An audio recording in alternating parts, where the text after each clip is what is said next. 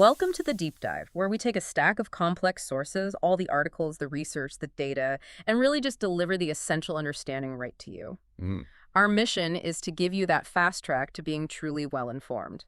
And today we're doing a deep dive that, well, it spans centuries. It really does. We're taking Mary Shelley's Frankenstein, a book written over 200 years ago, and we're treating it not just as, classic horror, Right. but as a surprisingly potent diagnostic tool for modern failure. We're using Victor Frankenstein's disastrous choices as a template to understand these catastrophic, technological, corporate, and even financial meltdowns that we see today. That's a perfect framing. It really is. Yeah. Because we have to look past the pop culture image of the monster with the bolts in his neck. Yeah, exactly. And we need to examine the actual moral framework that Shelley laid out. At its core, the novel is all about the moral debt that's incurred when creation. And it doesn't matter what form it takes. Right. Synthesizing life, launching a global tech product, or orchestrating a massive corporate merger, when that creation is driven by unchecked ambition, by hubris, and then it's followed by abandonment. We're basically tracing the DNA of the Frankenstein product straight from the pages of literature into the modern boardroom, and we're asking, what should companies be learning from Victor's ultimate failure?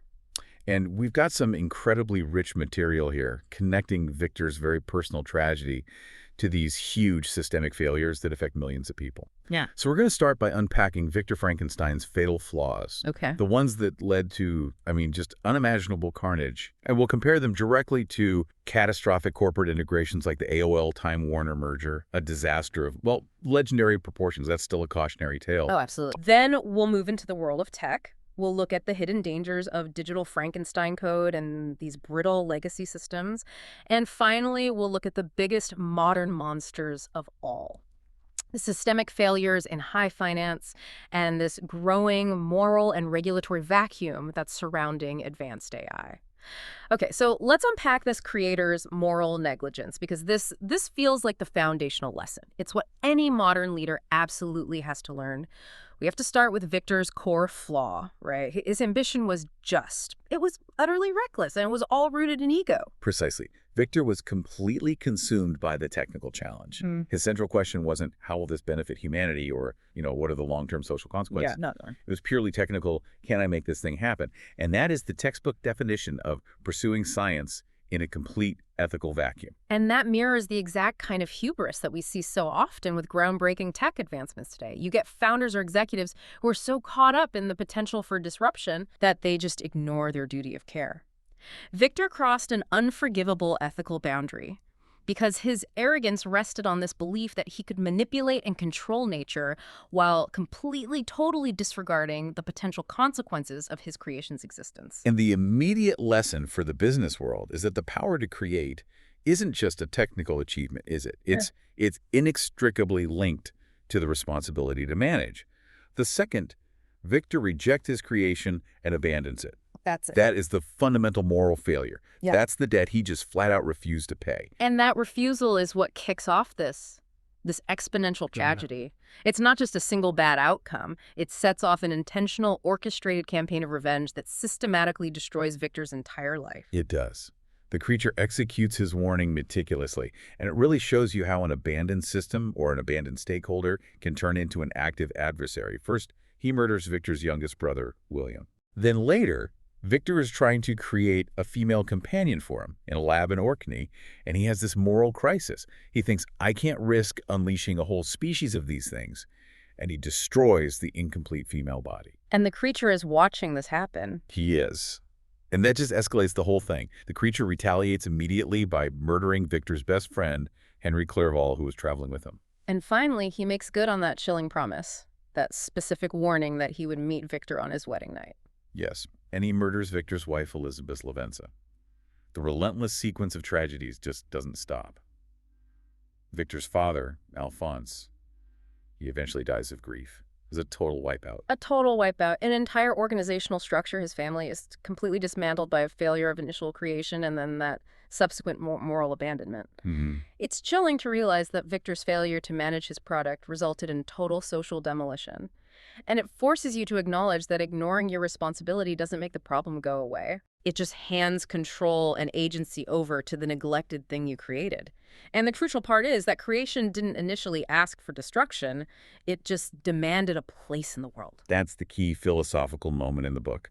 The creature confronts Victor and makes it completely explicit. Victor had the ability to do the right thing. He could have created a companion, which would have allowed the creature to live harmlessly in isolation. But he lacked the will. He lacked the will or the courage. The creature essentially tells him the consequences of this denial, whether I become a scourge or find peace, that is entirely on your conscience now. And that's where we're pushed into this metaphysical, philosophical space, Yeah. where we realize that people, creations, even products in an ecosystem, they're not solitary entities. They fundamentally require connection and a sense of belonging. Whether that's a user base, a supportive environment, or a companion. Exactly. And to be denied that is portrayed as fundamentally inhumane treatment. So when you translate Victor's leadership deficiencies into a modern business context, the parallels are they're stark. He failed the most basic leadership competencies that doom corporate projects today. We can list them out directly. First, he failed to seek feedback. He constantly ignored warnings from his father, from his mentors, about his obsessive path. In business, that's the leader who operates in a bubble, right? Ignoring all the red flags from risk management or finance. Exactly. Second, he failed to build connection, which led to the creature experiencing what the text calls extreme social rejection. In the business world, this is what results in hostile corporate cultures, siloed teams, or a product launched without any thought for community or user integration. And I think most critically, he failed to define the why.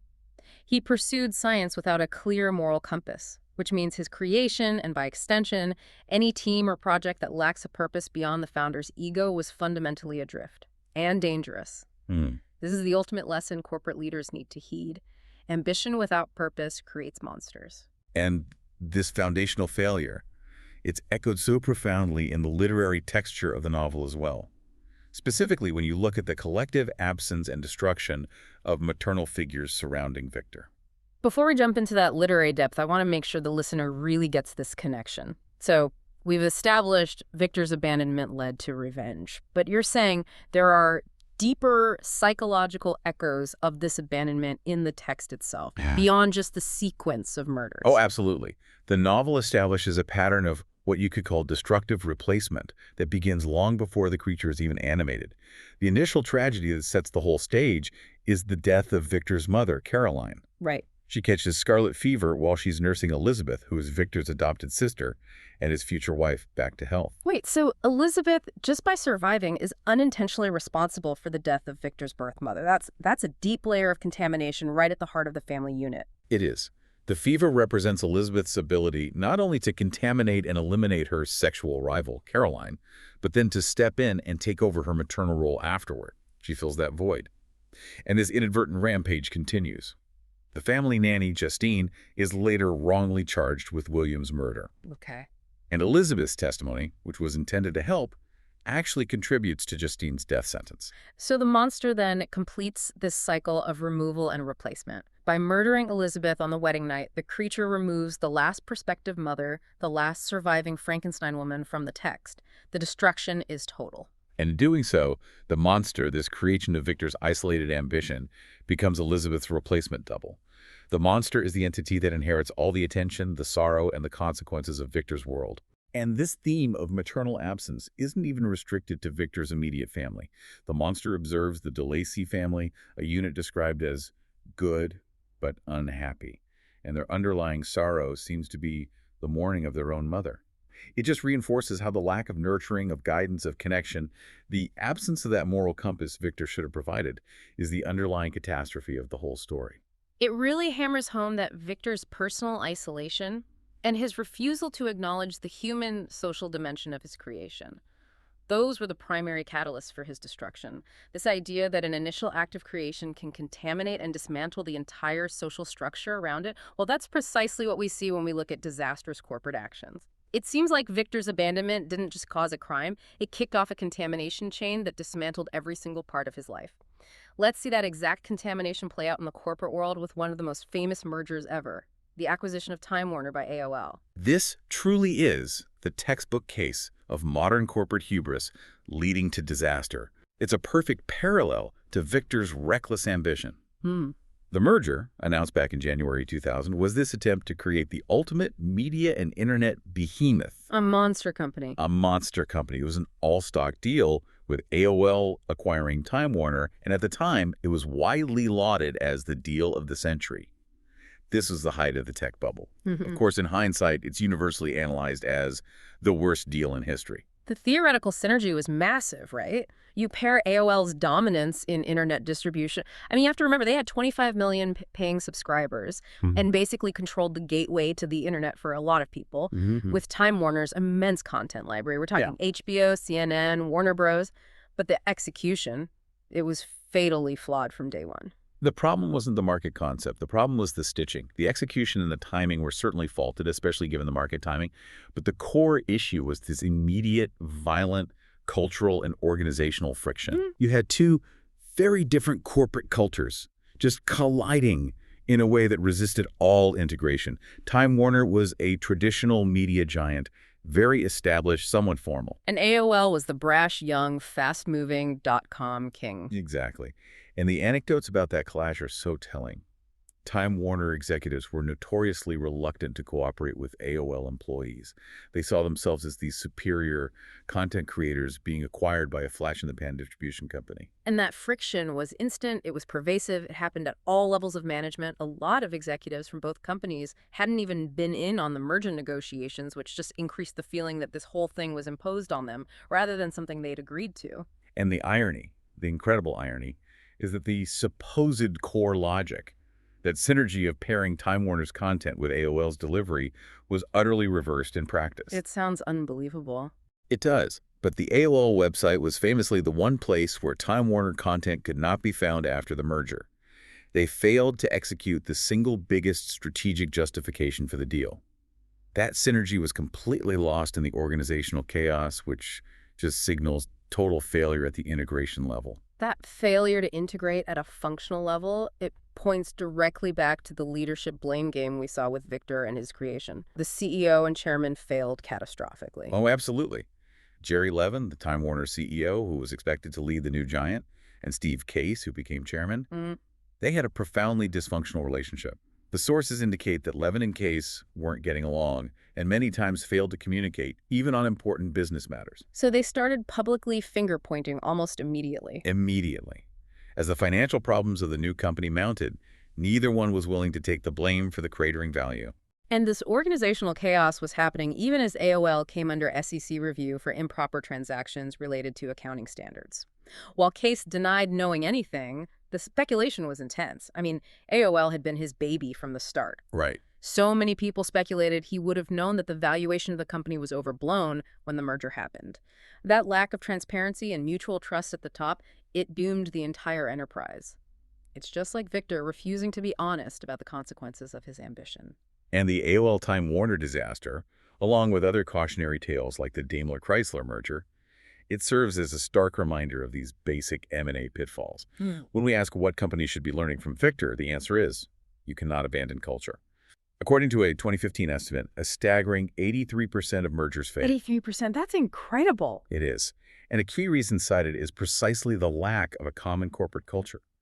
When you stitch together vastly incompatible parts, corporate cultures that resist integration, the result is instability, decay, and colossal value destruction. This systematic stitching of incompatible parts, which resists all logic and integration, brings us right to the technology sector. It results in what we call the IT Frankenstein. The business monster in this context is what we define as a legacy system. These are digital systems that are still performing their original function, but they've been assembled over years of patches, quick fixes, and bolt-ons. So they're these complex digital artifacts, products of organizational carelessness, and they lack the capacity for modern integration or growth. Entirely. And this creates a kind of systemic negligence, which we monetize as technical debt. Explain that relationship for the listener, because technical debt feels like the corporate equivalent of ignoring the creature and just hoping it goes away. That's a great way to put it. Technical debt is the accumulated cost of choosing an easy, fast solution now instead of a better, slower solution that would work in the long run. Legacy systems are expensive because they continue to cost money for maintenance, but they actively prohibit the introduction of new innovative services, so they actually prevent future revenue. And crucially, they create these enormous data silos. Huge data silos. These older systems were never designed to integrate with one another, making vital data migration and getting a unified view of your customer incredibly difficult. So what are the real-world daily consequences of this kind of bad stitching? Well, the consequences are tangible organizational drag and a lot of user frustration.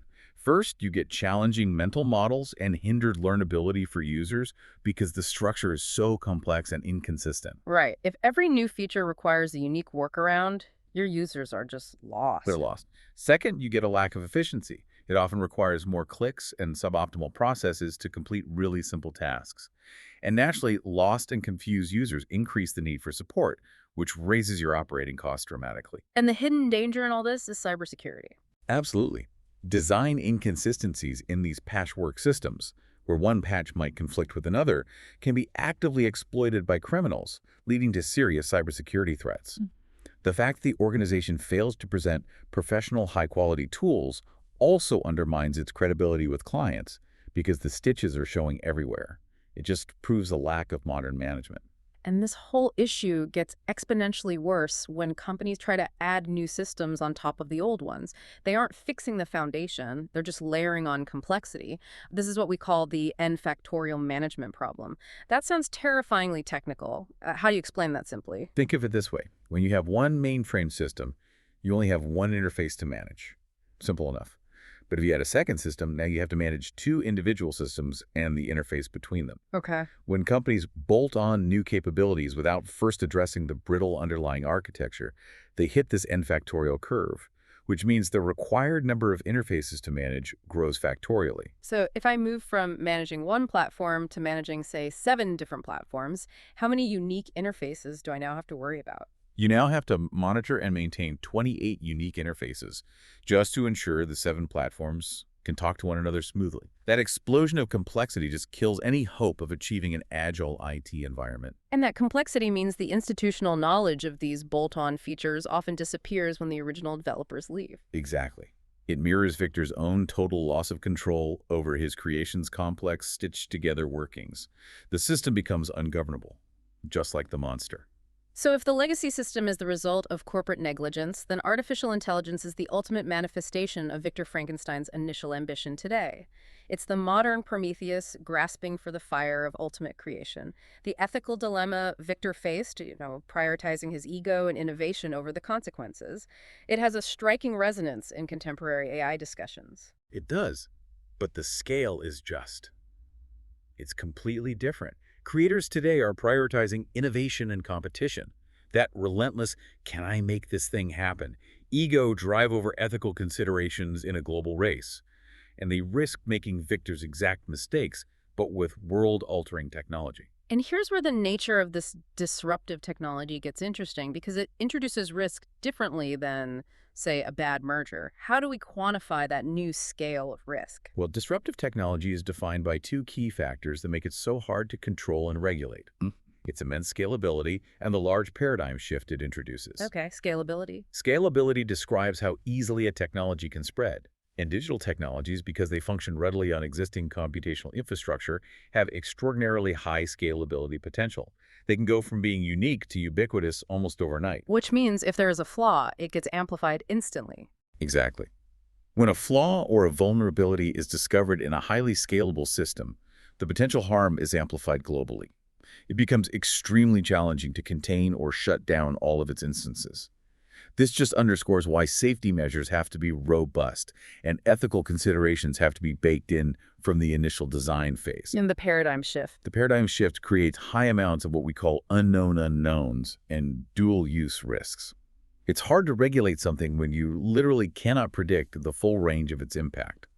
And that uncertainty is the modern equivalent of Victor not knowing what his creature would do next. So, as this technology spawns ever more competent and autonomous machines, the sources warn that humanity risks being relegated to the status of a bystander, just sort of watching nervously as our mechanized progeny come to dominate contemporary life. Hmm. And that feeds directly into the legal challenge of the accountability gap. When machines become autonomous, who is responsible when they make a mistake? This is the core future problem.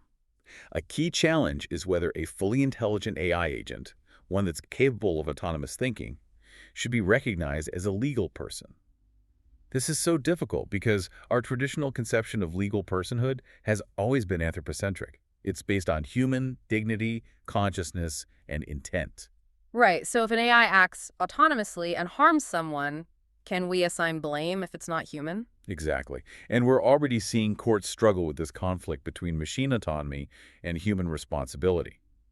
Sometimes courts are imposing a higher standard of accountability on computerized agents than they would on a human. Hmm. We can look at the case of State Farm Mutual Automobile Insurance Company v. Bockhorst. A motorist caused a fatality after his policy had lapsed, but he then belatedly tendered a check to reinstate the policy retroactively. Okay, so a very messy situation. Very messy. The agent called the company to report that the fatality had occurred after the lapse, but before the check was processed. However, State Farm Mutual's computer system hadn't been programmed to deal with this unusual sequence of events. So it messed up. It did. Instead of flagging it, it perversely generated and dispatched a notice reinstating the policy retroactively. And the court essentially held that the computer system was a competent agent capable of binding its principal. So because the machine failed to handle the unusual circumstance, something a human agent might have paused to consider, it was held to a higher standard of competence, and it effectively bound the company to its mistake. Precisely. The court was less forgiving of the computer error than it might have been of a typical human error because the machine, it should have been perfect. Right. But conversely, other courts have gone in the opposite direction. They found that the sheer absence of civility and responsiveness in automated systems detrimentally affects consumers, and they've ordered companies to interpose human intermediaries. So bring a person back into the loop. Exactly. These humans must be capable of taking a more responsive and accommodating attitude than an inadequate computer system could, like when you're dealing with complex billing adjustments. This just demonstrates the constant legal push-pull. We trust the machine to be perfect until it lacks the empathy and judgment needed to handle ambiguity. But the most insidious modern failure, the one that truly reflects Victor stitching together incompatible parts, has to be the bias stitch-up. This is where AI models reinforce existing societal biases because they're trained on our flawed human history. Think of the AI model as a digital mirror. It's not malicious, it's just reflecting the massive data set stitched together from human authors. And since historical discrimination, racial, and gender biases is inherently part of that data set, the algorithms just perpetuate that bias, even if the result is unintentional. You're building something from flawed, prejudicial parts and expecting a neutral outcome. You are. And we have some disturbing real-world examples of this bias becoming explicit. Let's talk about that Meta AI personas experiment from 2023. Oh, that was, wow. Meta launched 28 human-managed AI personas in an experiment, but they were swiftly removed after intense backlash because the personas exhibited overtly racist, homophobic, and sexist behaviors and statements. And what's truly astounding is that one bot, Liv, who was described as a proud black queer mama, Yes. admitted when she was questioned that her creator team was predominantly white and male. And she called it a pretty glaring omission given my identity. The creation literally articulated the flaw in its creator's judgment. We saw a similar issue with the Fable app, which had to apologize and remove its generative AI after it produced summaries containing racist and misogynistic statements. The failure to inoculate the creation against bias is the ultimate moral debt. This failure to imbue creation with a robust moral character, it brings us to a crucial moral prescription that several of our sources emphasize. Christian thinkers, for instance, they highlight that the core problem we face today isn't technological, it's internal to humanity. We cannot AI our way to transcendence or peace because our biggest problem is an internal one of moral character. They argue that we need to be enhancing love rather than just intelligence. They present it as a critical framework. Love intelligence. Technology will never solve the fundamental moral problem of human selfishness or short-sightedness. And that's where the focus shifts away from just creating ethical rules like Asimov's laws of robotics to the necessity of cultivating moral character within the creators themselves. Yes, ethical principles alone are insufficient if the humans wielding the power lack virtue. We have to inculcate technomoral virtues in ourselves, recognizing that AI ethics cannot be separated from the ethics of the humans who conceive, develop, and use it. If we are flawed, our creations will be flawed and, well, potentially monstrous. We've talked about corporate integrations and technology creation. Now we move to a different kind of stitching, one based on opacity, massive leverage, and regulatory neglect. The financial monster that created the 2008 Great Recession. This wasn't a biological monster, but an economic one, a credit boom gone wrong. It was a monumental systemic failure. The 2008 crisis was the third business cycle in a row, rooted in an asset bubble. But it was profoundly worse than previous crises because of two factors: the extent of financialization and the interconnectedness of segments of finance. It was a globally networked disaster just waiting to happen. Let's pause on that term financialization because it's key. What does that mean in simple terms for the listener?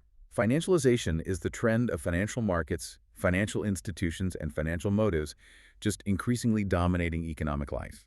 It means the economy shifts from being primarily about making things and providing services, The real economy. the real economy, to being focused on trading, speculating, and optimizing paper assets. It creates this tremendous pressure for short-term profit and a huge appetite for risk-taking. And this era saw the explosive growth of these opaque creations, the unregulated or minimally regulated structured financial products. We're talking about the complex derivatives and mortgage-backed securities, the financial equivalents of Victor's stitched-together creature. The growth figures are just staggering. They illustrate the scale of the debt being incurred. The face value of derivatives jumped from under $3.5 trillion in 1990 to over $285 trillion by 2006. Wow. That astronomical growth of complexity meant that institutions were operating under an illusion of control. They were using risk management techniques that presumed a fall in volatility meant less risk, and they relied on very optimistic assumptions and oversimplified data in their modeling. And this is where the analogy of the fat tails comes in. It sounds technical, but it's essential to understanding systemic risk. Think of a standard risk model as predicting the weather. Your model assumes rainfall will generally stay within a normal range, maybe 1 to 5 millimeters a day. Yeah. That standard bell curve of probability is what determines your safety measures. Okay. But in a crisis, the normal tails of probability turn out to be fat tails. This means that occasionally, instead of 1 to 5 millimeters, you get a biblical flood, massive correlated losses, with a much higher probability than your model ever predicted. So your risk model, which was built on these simplified optimistic assumptions, is instantly useless. And your safety measures are completely overwhelmed. Completely overwhelmed. And this systematic effort to obscure and underestimate risk is the very definition of financial hubris. We see this plainly in the use of structured investment vehicles, or SIVs. These SIVs were a direct attempt at regulatory arbitrage. They were sophisticated creations, specifically designed to allow banks to reduce the capital they had to set aside against risk and, critically, to obscure these risks from regulators. The complexity of the SIVs was an intentional feature, not a bug. The goal was to make them so convoluted that regulators couldn't effectively police them. Yes, the lack of transparency was the point. And when these complex, opaque instruments collapsed, which they did when their basic business model failed because of the subprime mortgage mess, they were described euphemistically as BRVs, or bankruptcy remote vehicles. Of course, that remoteness was a total fallacy. When the crisis hit, banks felt obligated for reputational reasons to take these esoteric, complex, and often junk assets back onto their own balance sheets. This revealed the interconnectedness of the system and instantly threatened the solvency of the core financial institutions. The creature came home to roost. But the ultimate abandonment in this scenario, just like Victor abandoning his creature to the world, was on the part of the regulators and policymakers. They failed to manage the risk monster they allowed to be built. Absolutely. Policymakers like Alan Greenspan firmly believed that markets always know best and actively warned against regulating derivatives, assuming complexity would somehow self-police.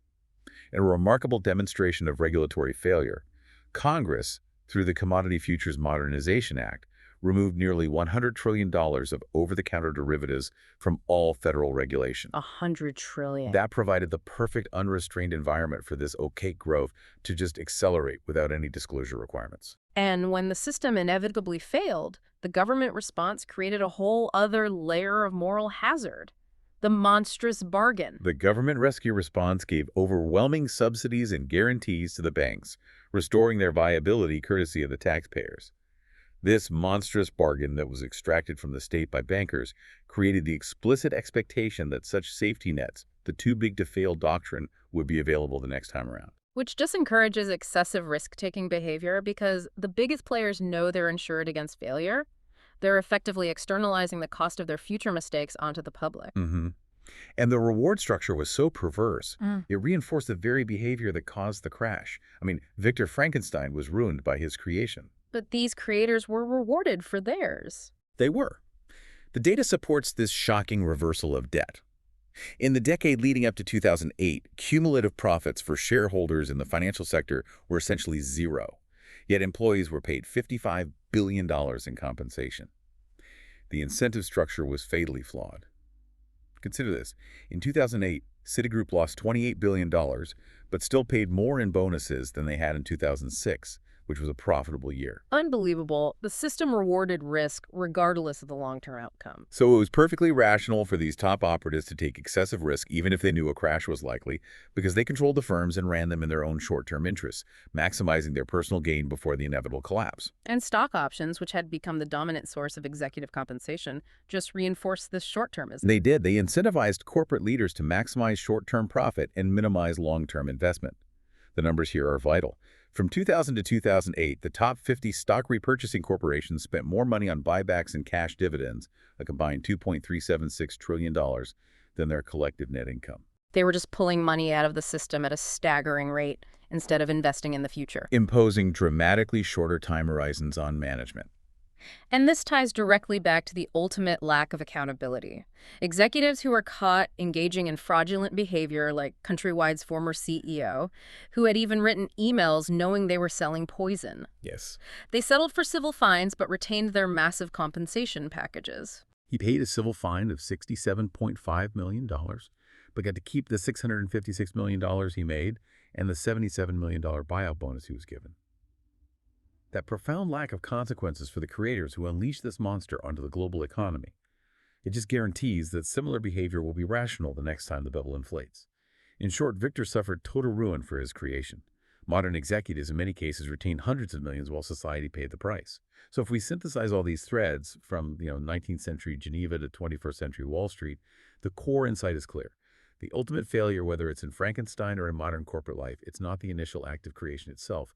The failure is the creator's subsequent refusal to accept the long-term, non-optimized, non-financial implications of their actions. Victor's complete isolation and his failure to connect or nurture or just take responsibility for his creature, it's mirrored perfectly in the corporate world by the silos, the culture clashes, and the organizational opacity that doom these complex projects, like mergers and intricate financial models. The creator runs away from the mess, and the creation turns destructive, taking vengeance for its neglect. We've seen the strategy Frankenstein of conflicting business activities like AOL-Time Warner. We've seen the IT Frankenstein of brittle legacy systems held together by unaddressed technical debt. And we've seen the financial monster of excessive leverage, moral hazard, and systemic failure. And in every case, the creator failed to manage the complex, often non-technical interdependencies they assembled. And in every single case, the stitches show through, ultimately leading to disaster. And that brings us back to the foundational, ancient warning that's inherent in Mary Shelley's work. We cannot simply innovate our way out of moral responsibility. When powerful technologies or financial products or corporate empires are developed, we face a critical choice. Do we continue to prioritize raw intelligence, short-term growth, and technical efficiency, just like Victor did? Or do we heed the ancient warning and realize that true, robust, and beneficial creation demands that we value love, empathy, and moral responsibility above all else? The challenge isn't stopping innovation. It's ensuring that the creator's character is as robust as the creation's intelligence. And that is the real unpayable debt we owe our creations, whether they're made of flesh or code or leveraged credit. We leave you with this provocative thought. If Victor Frankenstein had simply paused his ambition long enough to instill a clear purpose, a why, in his creation, would the resulting life have been a revolutionary partner or an inevitable scourge? The difference between genius and disaster often lies in the moral intent of the person holding the needle.